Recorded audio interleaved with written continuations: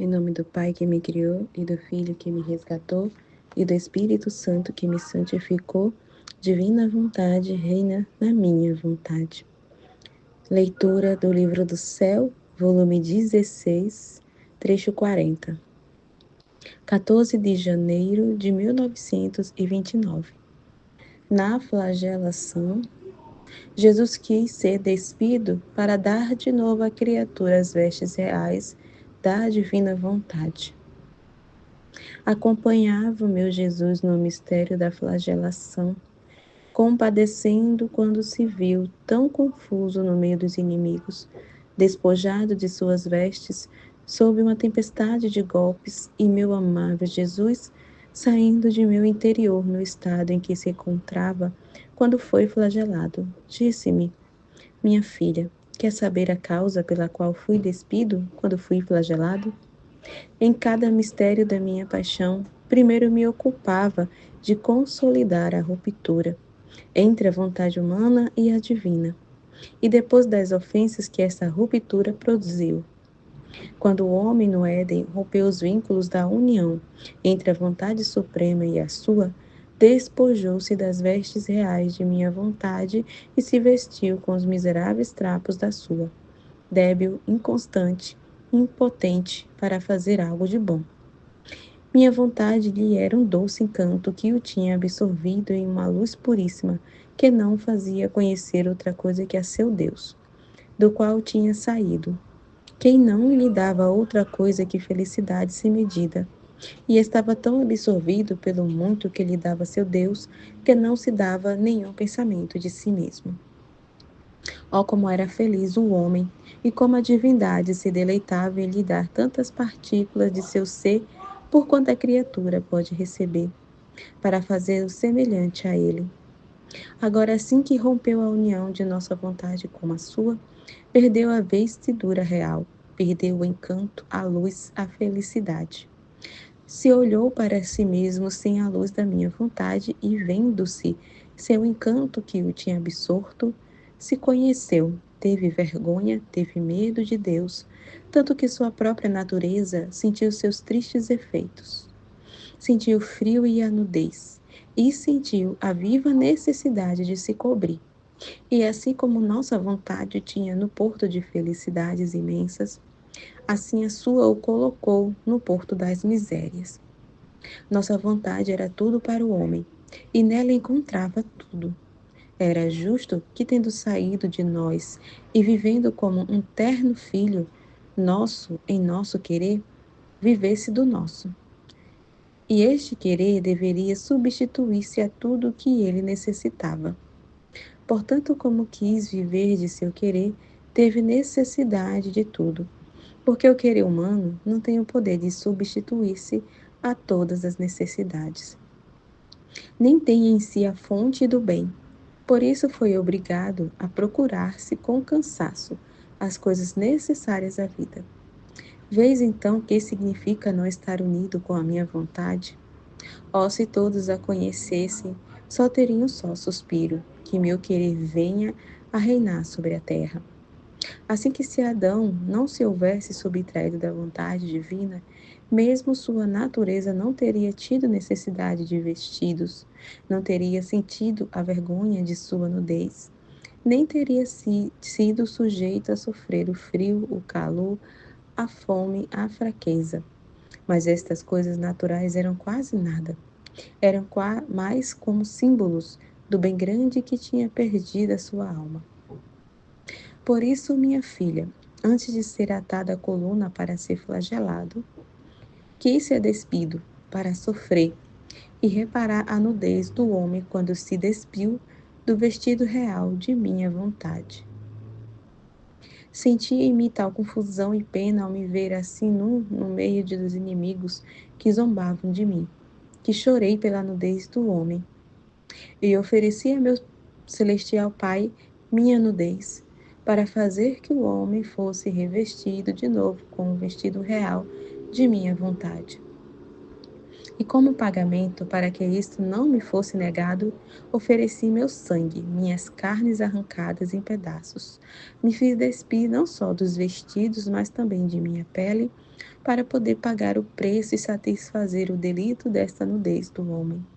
Derramei tanto sangue neste mistério, que em nenhum outro derramei tanto, que bastava para cobrir o homem como com um segundo vestido, e vestido de sangue para cobri-lo novamente, e assim aquecê-lo e lavá-lo, para dispô-lo a receber a vestidura real de minha vontade. Ao ouvir isto, surpreendida, disse: Meu amado Jesus, como pode ser possível que o homem que se subtraiu de sua vontade teve necessidade de se vestir, teve vergonha, medo? No entanto, tu sempre fizeste a vontade do Pai Celestial. Eras uma só coisa com ele. Tua mamãe jamais conheceu seu querer, porém tiveram necessidade de vestidos, de alimento e sentiram frio e calor. E Jesus respondeu: Mas, minha filha, é precisamente assim. Se o homem sentiu vergonha de sua nudez e ficou sujeito a tantas misérias naturais, foi precisamente porque perdeu o doce encanto de minha vontade. E se o mal que fez, o fez à alma, não ao corpo, mas indiretamente foi como cúmplice da má vontade do homem. A natureza ficou como profanada pelo mau querer do homem. Portanto, um e o outro deviam sentir a pena do mal feito. Respeito a mim. É verdade que fiz sempre a vontade suprema. Mas eu não vim encontrar o homem inocente, o homem antes de pecar, mas vim a encontrar o homem pecador e com todas as suas misérias.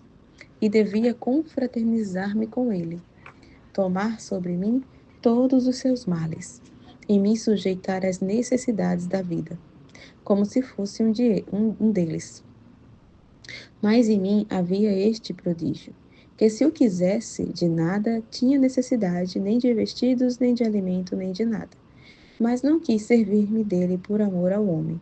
Quis sacrificar-me em tudo, mesmo nas coisas mais inocentes criadas por mim mesmo, para atestar-lhe meu ardente amor. E mais, isto servia para conseguir de meu divino Pai que, por consideração minha e de minha vontade toda sacrificada a Ele, restituísse ao homem a nobre vestidura real de nossa vontade. Trecho 41. 20 de janeiro de 1924. O mar da divina vontade é mar de luz e fogo, sem porto e sem ribeira.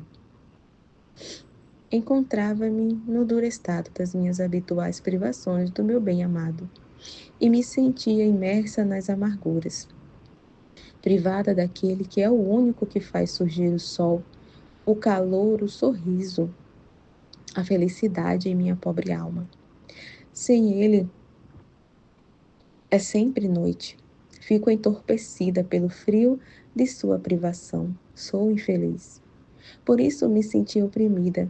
E meu doce Jesus, movendo-se dentro de mim, disse-me: Minha filha, coragem.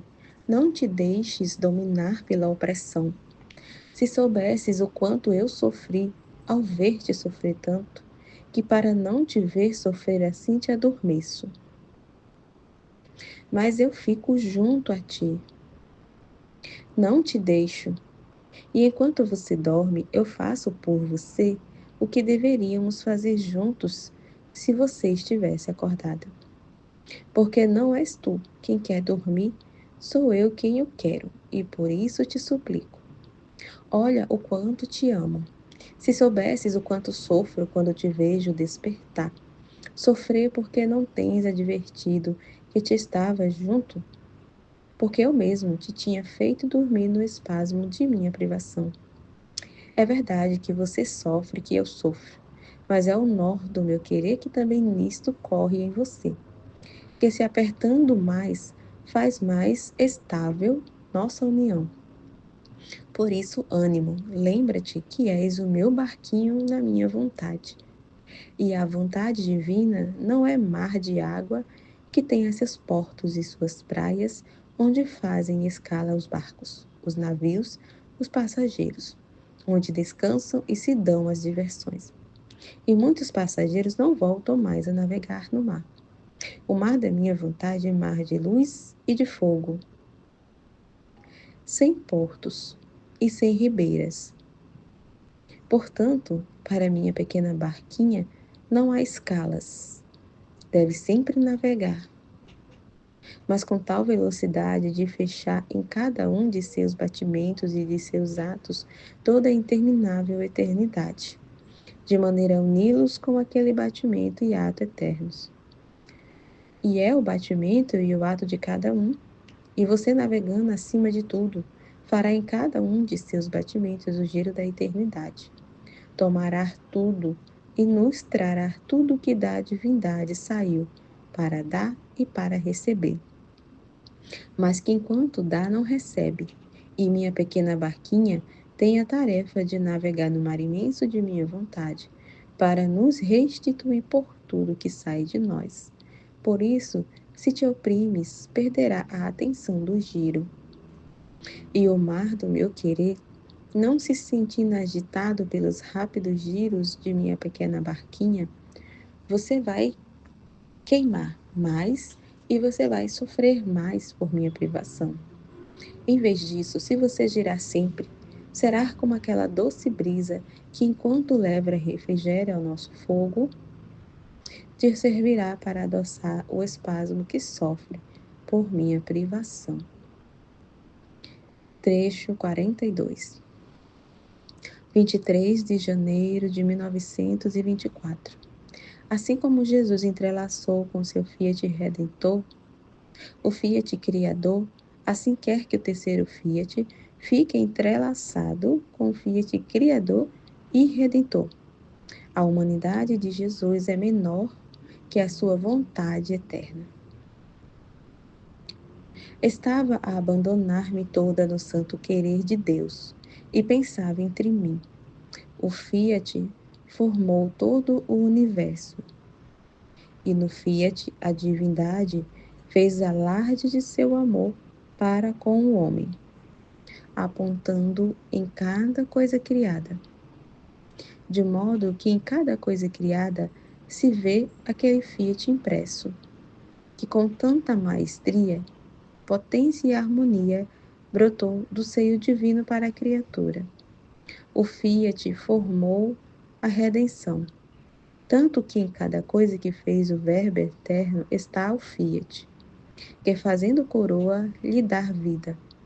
Assim que o Fiat Criador e o Fiat Redentor estão entrelaçados juntos, e um ecoa no outro, e formam um só.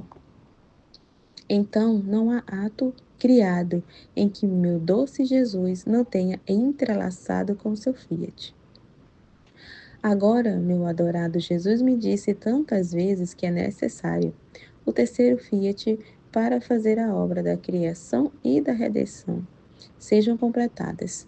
Mas como será feito? Quem formará tantos Fiats para entrelaçar o Fiat Criador ao Fiat Redentor?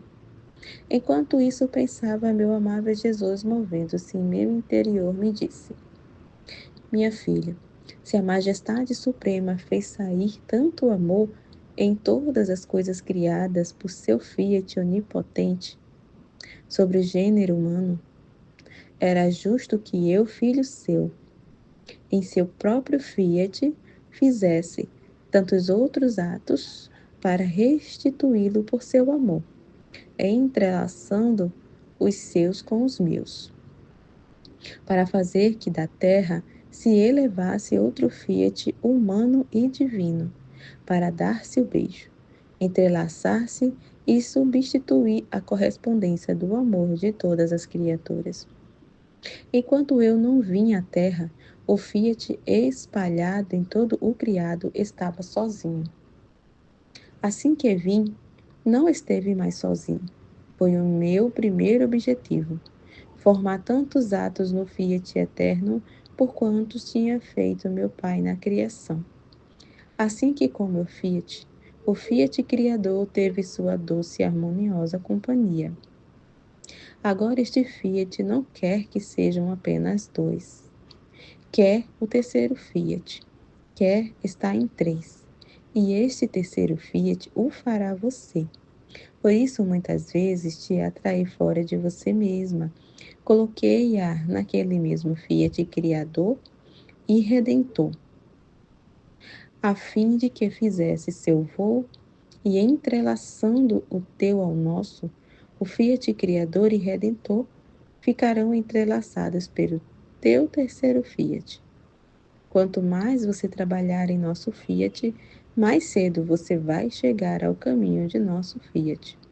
E assim, como no fiat da criação, saíram de nós tantas coisas prodigiosas e belas, como é todo o universo, e o fiat da redenção substituiu a todos os atos da criatura, segurando a mão de seu filho perdido para conduzi-lo novamente ao seio de seu Pai celestial, assim o terceiro fiat, quando tiver feito seu caminho, se verá os efeitos. O meu querer quer O meu querer ser conhecido e amado e tomar o seu domínio para ter o seu reino sobre a terra. Cada ato teu de mais que, entrelaçadas com o nosso fiat, será um beijo humano que fará dar ao nosso fiat, um vínculo maior que formará entre a vontade divina e humana, de maneira que concordam. Não tenha reserva de fazer, conhecer e tomar seu real domínio. Tudo está em fazer-se conhecer. O resto virá por si só. Por isso, tantas vezes te tenho recomendado que ao escrever não omitas nada do que concerne a minha vontade, porque o conhecimento é o caminho, e a luz serve de trombeta para chamar os ouvintes, para fazer-se ouvir. E quanto mais soar a trombeta, e mais soa, por quanto mais conhecimento tem que manifestar, tantas mais pessoas vêm. O conhecimento agora é colocado em atitude de cátedra, agora como professor, agora como pai piedoso e amante excessivo, em suma, tem em seu poder todos os caminhos para entrar nos corações, para conquistá-los e triunfar sobre tudo. E por quanto mais conhecimento contém, tantos mais caminhos tem em seu poder.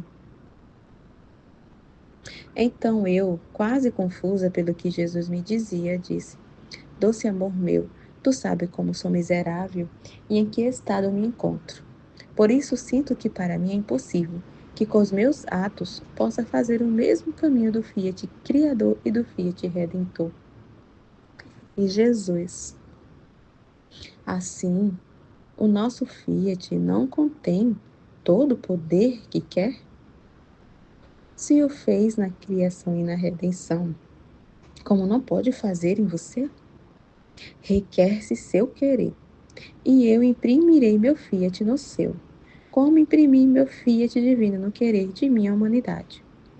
E assim faremos o mesmo caminho. Minha vontade pode tudo. Em minha onividência, te fará presente os atos da criação e redenção, e você facilmente se entrelaçará com seus atos, o terceiro Fiat é nosso Fiat.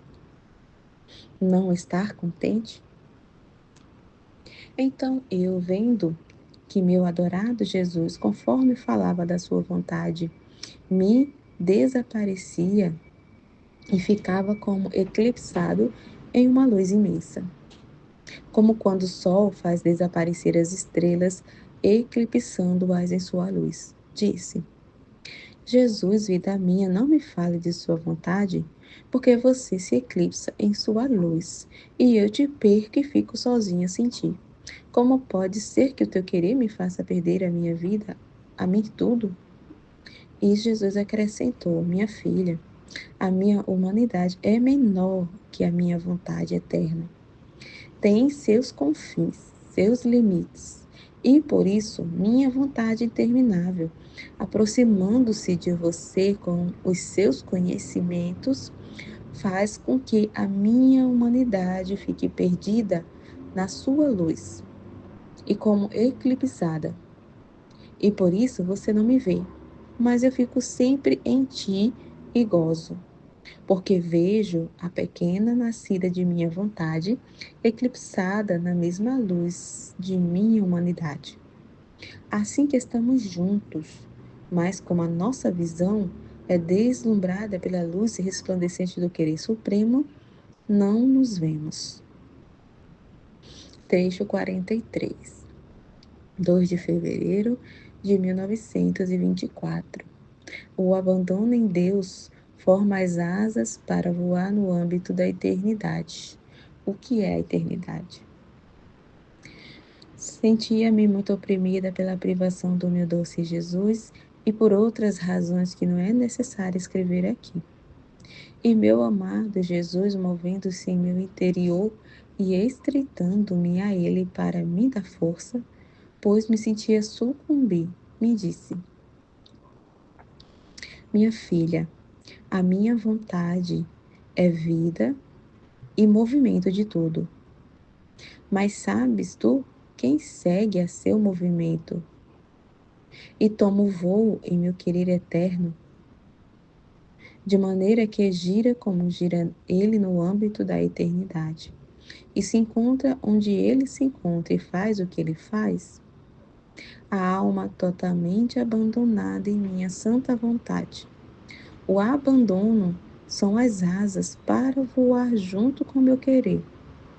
Quando cessa o abandono, assim perde o voo e ficam destruídas as asas.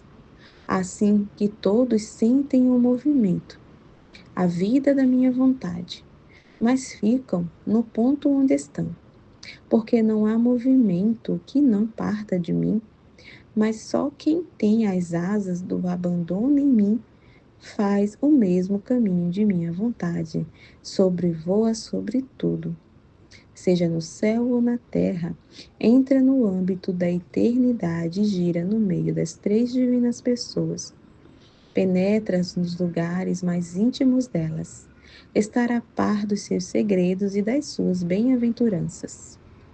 Acontece como uma máquina, onde no meio está a primeira roda e em torno dela outras muitas pequenas rodas que são fixas.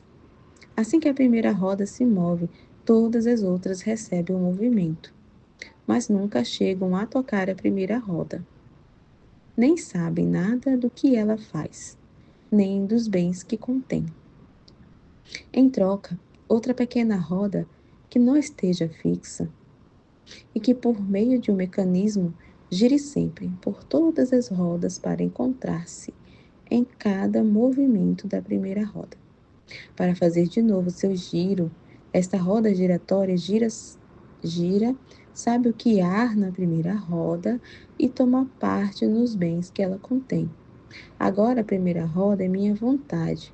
As rodas fixas são as almas abandonadas a si mesmas, o que as torna imóveis no bem. A roda giratória é a alma que vive na minha vontade. O mecanismo é o abandono tudo em mim. Assim que cada falta de abandono em mim é um giro que você perde no âmbito da eternidade. Se você soubesse o que significa perder um giro eterno, quando ouvir isto, disse: Mas diz-me, meu amor, o que significa eternidade? E o que é este giro eterno? E Jesus acrescentou: Minha filha, a eternidade é um círculo imenso, onde não se pode conhecer nem onde começa, nem onde termina. Neste círculo se encontra Deus, sem princípio e sem fim, onde possui felicidade, bem-aventuranças, alegrias, riquezas, beleza e etc. infinitas. Em cada movimento divino, que nunca cessa, faz sair deste círculo da eternidade novas felicidades, novas belezas, novas bem-aventuranças. Mas este novo é um ato jamais interrompido, mas um não é parecido com o outro, diferentes entre eles. Nossos contentamentos são sempre novos, São tais e tantas as nossas bem-aventuranças que, enquanto gozamos uma, outra nos surpreende. E isto sempre e jamais terminam. São eternas, imensas como nós. E o que é eterno tem virtude de fazer surgir coisas sempre novas. O antigo, as coisas repetidas, não existe no que é eterno. Mas você sabe quem toma mais parte no céu do novo que jamais se esgota? Quem mais praticou o bem na terra. Este bem será como o germe que lhe dará o conhecimento de nossas bem-aventuranças, alegrias, belezas, amor, bondade, etc. E segundo o bem que a alma tenha praticado na terra, que tenha alguma harmonia com nossas variadas bem-aventuranças. Assim se aproximará de nós e de grandes goles será preenchido com a bem-aventurança da qual o germe contém, até transbordar fora. De tudo o que contém o círculo da eternidade, tomarão parte, em troca dos germes adquiridos na terra, deles serão enchidos. Acontecerá como a um que tenha aprendido música, um trabalho, uma ciência. Soando a música, muitos escutam e gozam. Mas quem entende? Quem sente penetrar-lhe na inteligência e descer-lhe no coração todas aquelas notas de gozo ou de dor? Quem se sente como cheio e vê em ato as cenas que a música expressa? Quem estudou? Quem tem fadigado para aprender? Os outros apreciam, mas não entendem. Sua alegria está só na percepção do ouvido, mas todo o seu interior fica em jejum. Assim também, quem aprendeu as ciências, quem goza mais. Um que estudou, que tem consumido sua inteligência nos livros, em tantas coisas científicas, ou bem quem só as olhou. Certo, quem estudou pode fazer ganhos justos, pode ocupar vários lugares, enquanto outro pode desfrutar só com a vista, se ver coisas que pertencem às ciências. Assim de todas as outras coisas. Se isto acontece na terra, muito mais no céu, onde a justiça pesa como a balança do amor cada pequeno ato bom feito pela criatura, e põe sobre esse ato bom uma felicidade, uma alegria, uma beleza intermináveis. Agora, o que será da alma que terá vivido no meu querer, onde todos os seus atos permanecem com um germe eterno e divino? O círculo da eternidade se verterá de tal forma nela que toda Jerusalém celestial ficará surpreendida, e farão novas festas e receberão nova glória. Trecho 44. 5 de fevereiro de 1924. Privações. Penas de Jesus, tristeza da alma, efeitos da alegria. A alma não pode sair da divina vontade, porque sua vontade está encadeada com a imutabilidade da divina. Sentia-me amarga pela privação do meu sumo e único bem. Sentia-me extenuada. Sentia que não devia mais vir aquele que era toda a minha vida. Sentia que todo o passado tinha sido um jogo de fantasia. Oh, se estivesse em meu poder, teria queimado todos os escritos, para fim de que não ficasse nenhum vestígio de mim. Também minha natureza sentia os dolorosos efeitos de sua privação. Mas é inútil escrever o que aconteceu, porque também o papel é cruel e não tem nenhuma palavra de consolo para mim. E não me dar aquele por quem tanto suspiro, mas bem o dizê-lo agrava mais minhas penas. Por isso melhor sigo adiante. Agora, enquanto eu estava em tão duro estado, meu sempre amável Jesus se fazia ver com uma varinha de fogo na mão e me dizia: Minha filha, onde queres que te bata com esta varinha? Quero castigar o mundo, por isso vim a ti, para ver quantos golpes queres receber tu, para dar o resto às criaturas. Por isso diz-me onde queres que te bata. E eu, amarga como estava, disse: onde você quiser me bater, eu não quero saber nada. Não quero outra coisa que sua vontade. E ele de novo: quero saber por ti, onde queres que te golpeie? E eu: não, não, eu jamais o direi. Quero onde tu quiseres. E Jesus perguntou-me de novo, e vendo que eu sempre respondia: não quero outra coisa que a tua vontade, repetiu: portanto, nem sequer queres dizer onde queres que te bata. Então, sem me dizer outra coisa, me golpeava. Aqueles golpes eram dolorosos, mas como partiam das mãos de Jesus, infundiam minha vida, a força, a confiança. Depois que me golpeou, de maneira que me sentia toda maltratada, me pus perto de seu pescoço e, me aproximando de sua boca, tentei sugar. Mas enquanto fazia isto, vinha à minha boca um líquido docíssimo que me fortalecia toda.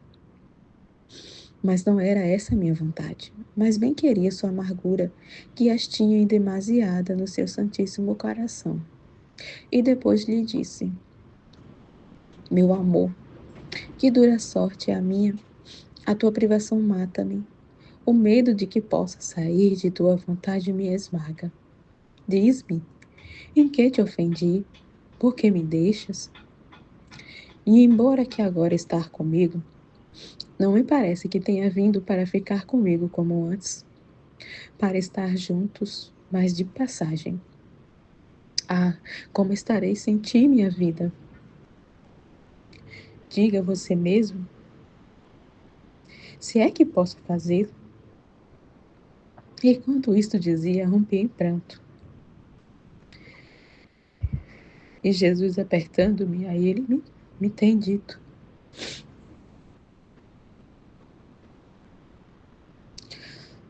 pobre minha filha, coragem, teu Jesus não te deixa.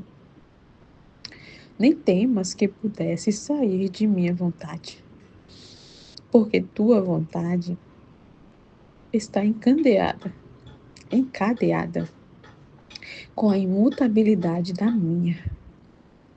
Ao máximo, serão pensamentos, impressões que sentirá, mas não verdadeiros atos, porque estando em você a imutabilidade de minha vontade, quando a sua estivesse por sair da minha, sentirá a firmeza, a força da minha imutabilidade, e ficarás mais acorrentada. E além disso, tens te esquecido que não só eu estou em teu coração, mas todo o mundo, e que de dentro de ti dirijo a sorte de todas as criaturas. O que você sente não é outra coisa que a forma em como está o mundo comigo. E as penas que me dão, estando eu em ti, repercute sobre ti. Ah, minha filha, quanto nos faz sofrer o mundo. Mais ânimo. Quando vejo que não podes mais, eu deixo tudo e venho para estar com minha filha, para reanimar-te e reanimar-me das tristezas que me dão. Disse isso e desapareceu. Eu fui reanimada sim, mas com uma tristeza de sentir-me morta. Senti-me mergulhada num banho de amarguras e aflições.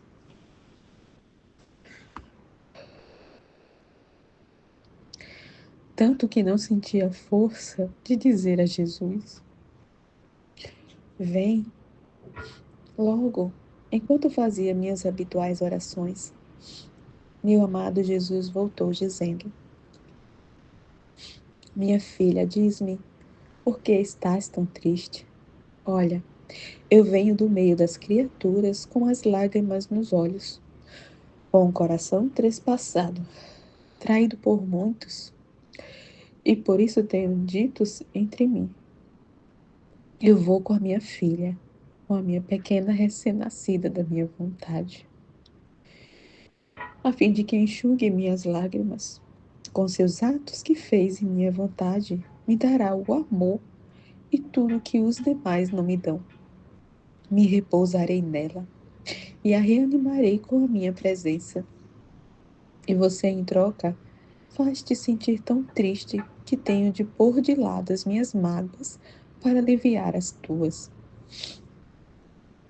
Não sabes tu que a alegria, a alma é como o perfume às flores, como tempero aos alimentos, como colorido para as pessoas, como a maturação para os frutos, como o sol para as plantas?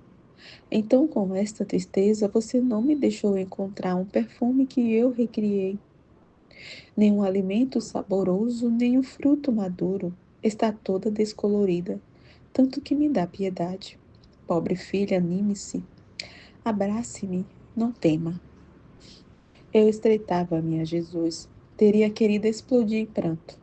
Sentia que me estava a sufocar a voz, mas fiz-me violência e a sufocar o choro disse-lhe: Jesus, meu amor, as minhas dores não são nada em comparação com as tuas.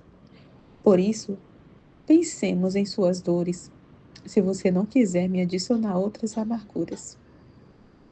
Deixe-me enxugar suas lágrimas e parte-me as dores do teu coração. Assim, tive a oportunidade de participar nas suas penas e de me fazer ver os graves males que existem no mundo e os que virão. Desapareceu. Trecho 45. 8 de fevereiro de 1924. Como devem estar e o que devem fazer os pequenos da minha vontade, da minha divina vontade. Estava fundindo-me toda no santo querer divino. E como ao fazer isto, como a mais pequena de todos, me ponho diante de todas as gerações, mesmo antes de Adão e Eva foram criados, a fim de que antes que eles pecassem, eu já tivesse preparado o ato de reparação à divina majestade. Porque no querer divino não há nem passado nem futuro, senão que tudo é presente.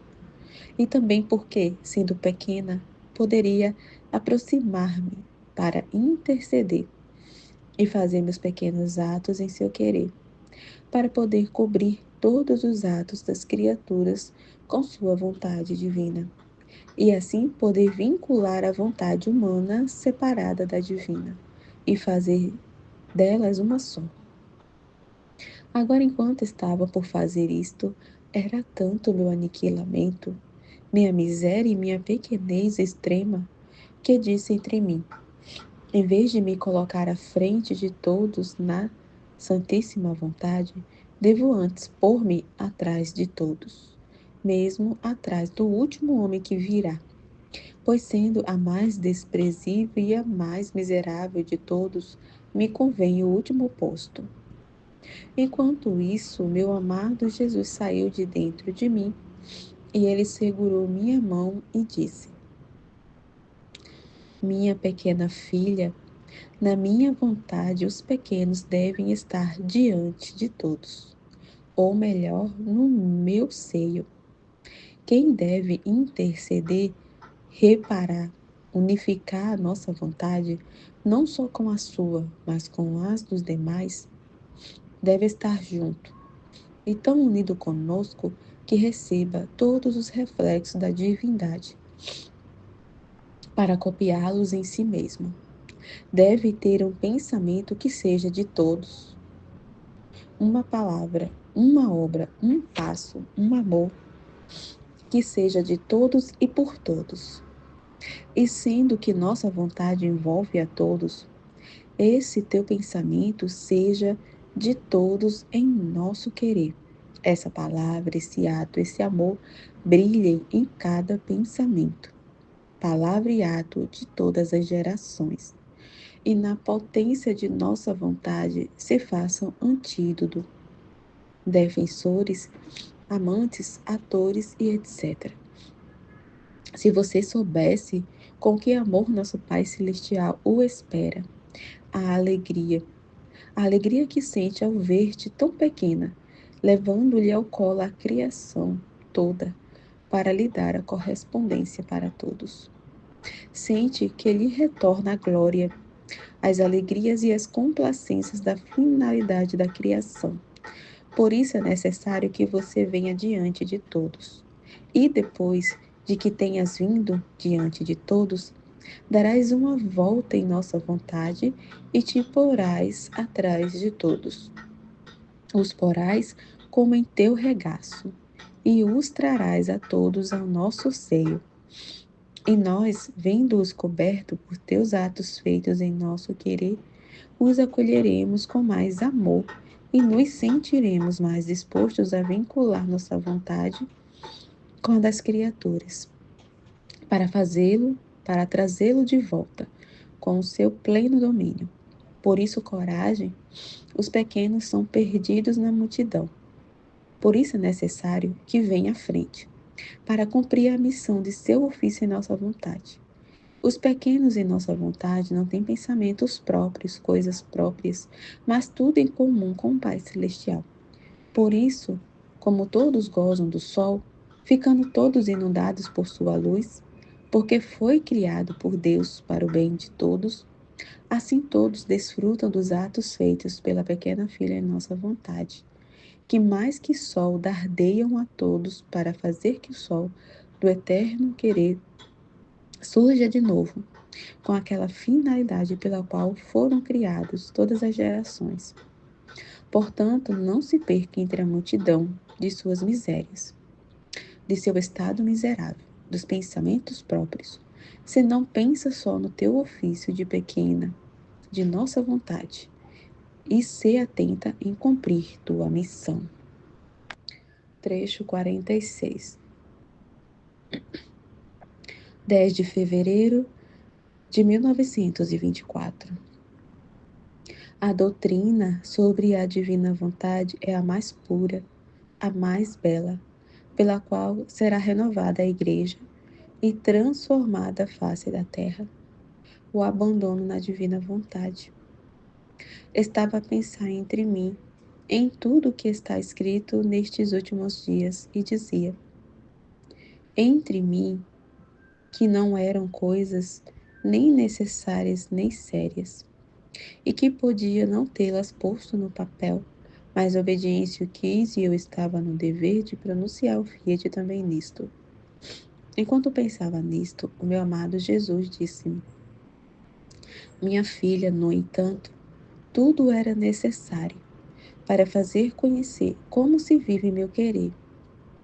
Não dizendo tudo, não dizendo tudo, você faria faltar uma qualidade do modo como viver nele. E assim, tanto não poderiam ter o pleno efeito de viver em minha vontade, como, por exemplo, sobre o abandono de viver em meu querer.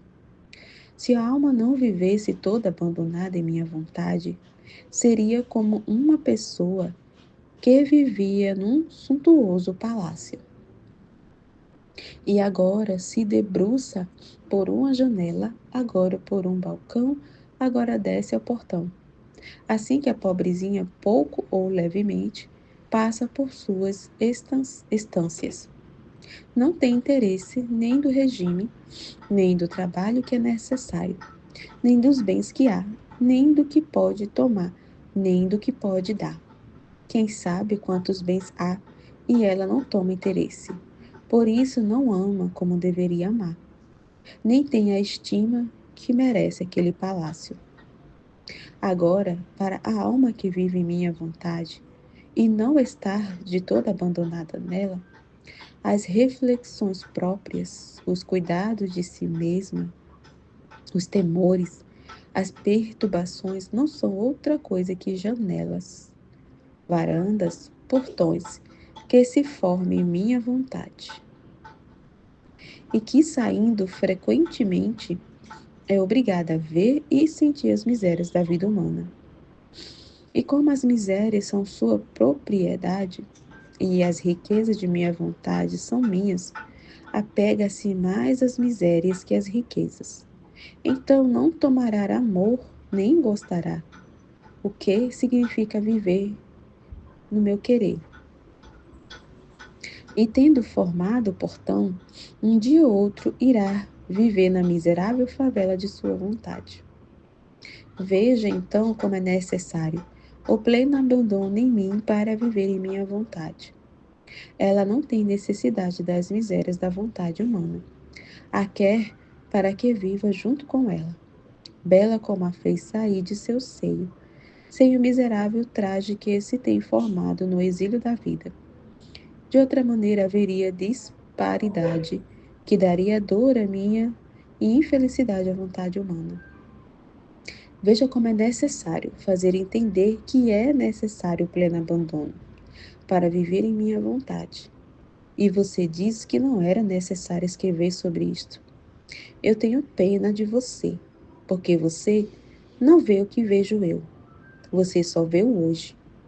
E em minha onividência vejo que estes escritos serão para a minha igreja como um novo sol que surgirá em meio dela. E os homens atraídos por sua luz deslumbrante se aplicarão para transformar-se nesta luz e sair espiritualizados e divinizados, pelo que, renovando-se a igreja, transformarão a face da terra.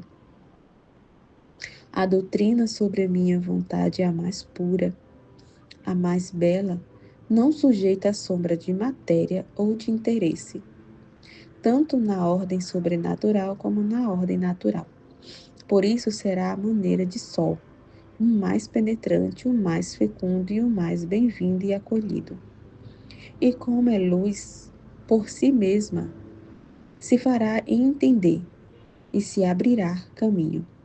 Não estará sujeita a dúvidas, a suspeitas de erro.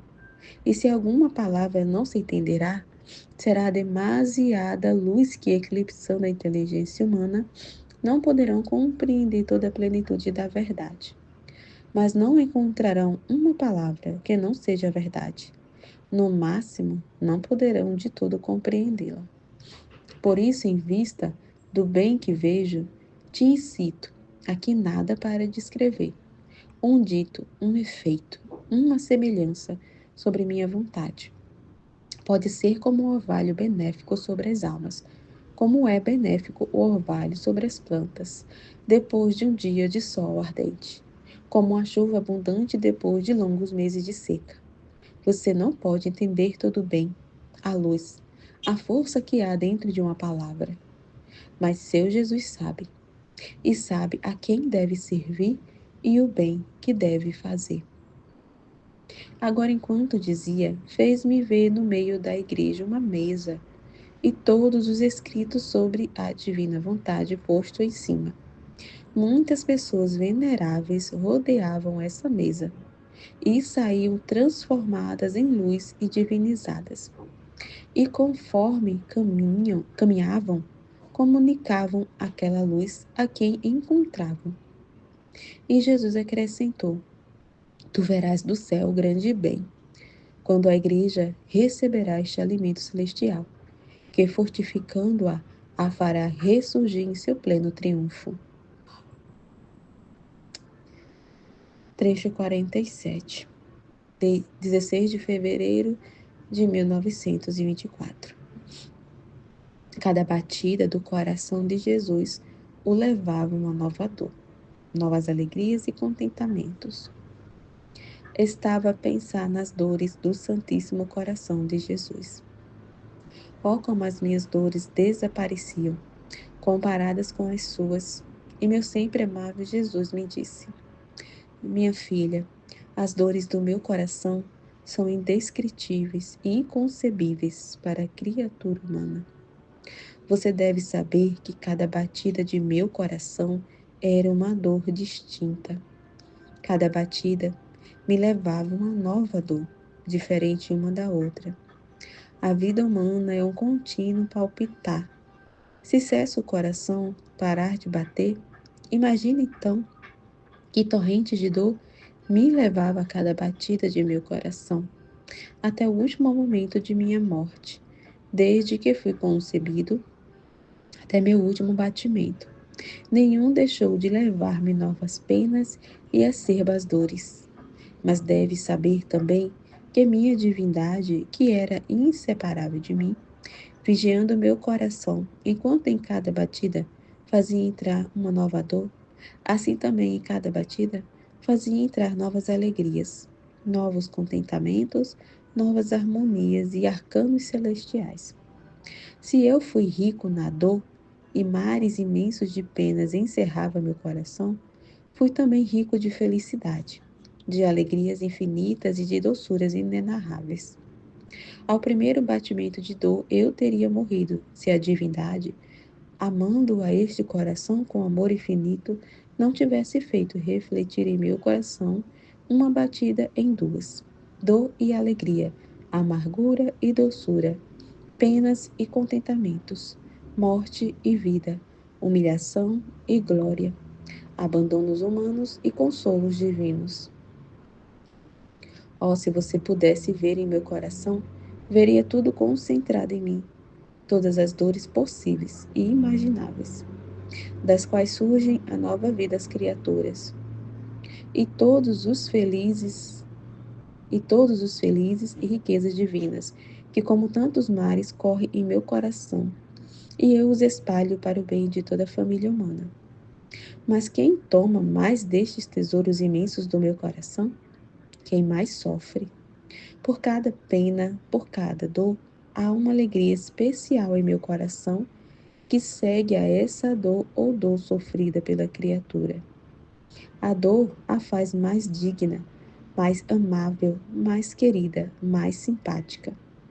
E assim como o meu coração se atraiu todas as simpatias divinas em virtude das dores sofridas, eu, vendo na criatura a dor, especial característica de meu coração, vigiando esta dor, com todo amor derramo sobre ela as alegrias que contém o meu coração, mas com grande dor minha. Enquanto o meu coração gostaria de seguir minhas alegrias, a dor que envio às criaturas, não encontrando nelas o amor às penas e a verdadeira resignação como os teve meu coração, minhas alegrias seguem a dor. Mas vendo que a dor não foi recebida com amor, honra e total submissão, minhas alegrias não encontram caminho para entrar naquele coração dolorido e retornam sofredores ao meu coração. Por isso, quando encontro uma alma resignada, amante do sofrimento, sinto-a como regenerada no meu coração. E ó, como se alternam as dores e as alegrias, a amargura e a doçura. Não pouparei nada de todos os bens que posso derramar nela. Trecho 48. 18 de fevereiro de 1924. Todas as coisas criadas têm um só eu amo e um amor diferente. Estava, segundo o meu costume, fundindo-me no divino querer, para encontrar todas as coisas criadas e poder nelas dar minha correspondência de amor por mim e por todos. Enquanto fazia isto, pensava: meu Jesus diz que tudo criou por amor de mim e por amor de cada um. Mas como pode ser isto se muitas coisas criadas eu nem sequer as conheço? Como tantos peixes que se agitam no mar, tantos pássaros que voam pelo ar, tantas plantas, tantas flores, tanta variedade de beleza que contém todo o universo. Quem os conhece? Apenas em pequeníssimo número, portanto, se eu nem sequer sei, especialmente eu que levo anos e anos confinado em uma cama, como pode dizer que todas as coisas criadas têm a marca, o selo de seu te amo para mim? Enquanto isso pensava, meu doce Jesus se moveu em meu interior em ato de prestar atenção para me ouvir e me disse: minha filha, e no entanto é verdade, que todas as coisas criadas têm cada uma amor distinto para você. Também é verdade que você não as conhece todas, mas isto diz nada. É mais, te revela principalmente meu amor e te diz as claras notas que meu te amo por ti está perto e longe, escondido e à vista. Eu não faço como as criaturas, que quando estão perto são todo amor, mas assim que se afastam se esfriam e não sabem mais amar. Meu amor é estável e fixo. E não importa se está perto ou distante, escondido e secreto, tem o mesmo som nunca interrompido, te amo. Olhe, você conhece a luz do sol, é verdade, e recebe sua luz e seu calor por quanto quer. Mas outra luz te sobra, tanto que enche toda a terra. Se você quiser mais luz, o sol a daria, e ainda toda. Agora toda a luz do sol te diz eu te amo, a próxima e a distante. É mais, conforme percorre a terra, assim leva a melodia do meu te amo para ti. Sem dúvida, você não conhece nem os caminhos que percorre a luz, nem as terras que ilumina, nem as pessoas que apreciam a influência benéfica de raios solares. Mas enquanto você não sabe tudo o que faz a luz, você está nessa mesma luz. E se não a tomar toda, é porque te falta a capacidade de ser capaz de absorver tudo em você. Mas, apesar disso, você não pode dizer que toda a luz do sol não te diz te amo. É mais, faz mais desabafo de amor. Porque conforme vai invadindo a terra, vai narrando a todos meu te amo. Assim também, todas as gotas de água. Você não as pode beber tudo e trancá-los em você. Mas apesar disso, você não pode dizer que não dizem te amo. Assim que todas as coisas criadas, conhecidas ou não conhecidas, todas têm o selo do meu amo-te, porque todas servem à harmonia do universo, ao decoro da criação, à maestria de nossa mão criadora.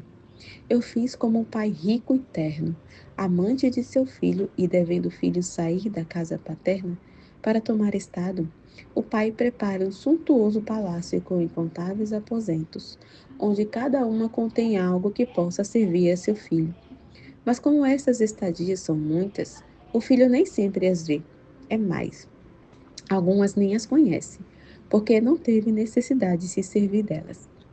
E apesar disto, se pode, acaso, negar que em cada estadia não tenha havido um amor paterno especial para com o filho, havendo ainda mais a bondade paterna, provida ao que ao filho podia não ser necessário? Assim tenho feito eu. Este filho saiu de dentro de meu seio, e nada quis que lhe faltasse. É mais, criei muitas e muito variadas coisas, e um goza de uma coisa e outro de outra, mas tudo só tem um som: eu te amo. Trecho 49. 20 de fevereiro de 1924. Se outras almas antes de Luísa tivessem vivido na divina vontade, Jesus teria feito uso de sua potência para fazer transparecer fora o modo sublime de viver em seu querer. Viver no divino querer significa uma troca contínua de vontade humana e divina. De tudo que o meu doce Jesus me disse sobre o seu santíssimo querer, estava a pensar entre mim. Pode ser possível que não tenha havido antes uma alma que tenha vivido no divino querer e que eu seja a primeira? Quem sabe quantas outras houve antes de mim e em modo mais perfeito e mais ativo que eu? E enquanto isso dizia, meu sempre amável Jesus mexeu-se dentro de mim e disse: Minha filha, por que não queres reconhecer o dom, a graça, a tua missão de ter sido modo todo especial e novo para viver no meu querer? Se tivesse havido outras almas em minha igreja antes de você, sendo o viver em meu querer a coisa mais importante, a que mais me interessa e que tanto me impressiona, já estariam os traços, as normas, os ensinamentos em minha igreja de quem tivesse tido a sorte de fazer vida em minha vontade. Já estariam os conhecimentos, os incentivos, os efeitos, os bens que contém este viver no meu querer. Se tivesse havido outras manifestações, já teria feito eu uso de minha potência, fazendo transludir fora o modo sublime do viver em meu querer, em vista de minha grande complacência e ao me ver honrado pela alma com a glória de minha mesma vontade. Teria posto em tais apuros para aquela alma que não poderia ter resistido em manifestar o que eu queria. E assim como estão os ditos e os ensinamentos do viver resignado, paciente, obediente, etc., estaria também isto de viver no meu querer. Seria verdadeiramente estranho que a coisa que mais amo a devesse ter oculta. E mais, quanto mais você ama uma coisa, mais você quer torná-la conhecida.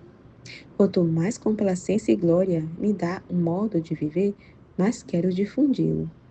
Não é natureza do amor verdadeiro esconder o que pode fazer os outros felizes e enriquecer. Se você soubesse como suspirava este tempo em que viria à luz minha pequena recém-nascida em minha vontade, para te fazer viver em meu querer, e que cortejo de graça preparava para obter a tentativa, você ficaria atordoada e me estaria mais agradecida e mais atenta. Ah, você não sabe o que significa viver em meu querer. Significa fazer-me retornar às puras alegrias da finalidade da criação. Meus inocentes entretenimentos do porquê criei o homem. Significa tirar-me toda a amargura que a pérfida vontade humana me deu quase ao nascer da criação. Significa um intercâmbio contínuo de vontade humana e divina, e a alma, temendo a sua, vive da minha. E esta minha vontade vai enchendo a alma de gozos, de amor e de bens infinitos. Oh, como me sinto feliz ao poder dar o que quero a esta alma, porque minha vontade contém amplitude tal de poder receber tudo. Assim que entre eu e ela não há mais divisões, senão estável união de agir, de pensar, de amar, porque a minha vontade é supra em tudo. Por isso estamos em acordo perfeito e em comunidade de bens. Tinha sido esta a finalidade da criação do homem, fazê-lo viver como nosso filho e colocar em comum com ele nossos bens, a fim de que ele fosse feliz em tudo e nós ficássemos satisfeitos por sua felicidade. Agora, viver no meu querer é precisamente isto, é fazer-nos restituir a finalidade, os gozos e as festas da criação. E você diz que devia tê-lo escondido em minha igreja sem fazê-lo sair? Teria movido céu e terra, teria aquecido os ânimos por uma força irresistível, para fazer conhecer o que será cumprimento da criação. Vês o quanto me interessa este viver em meu querer, que ponho selo a todas as minhas obras, para que todas estejam completas? A ti talvez te pareça nada, ou que já haja coisas semelhantes na minha igreja. Não, não. Para mim, em vez disso, é o cumprimento de minhas obras. E como tal, deve apreciá-lo e ser mais atento em cumprir a missão que quero de ti. Amém? Fiat.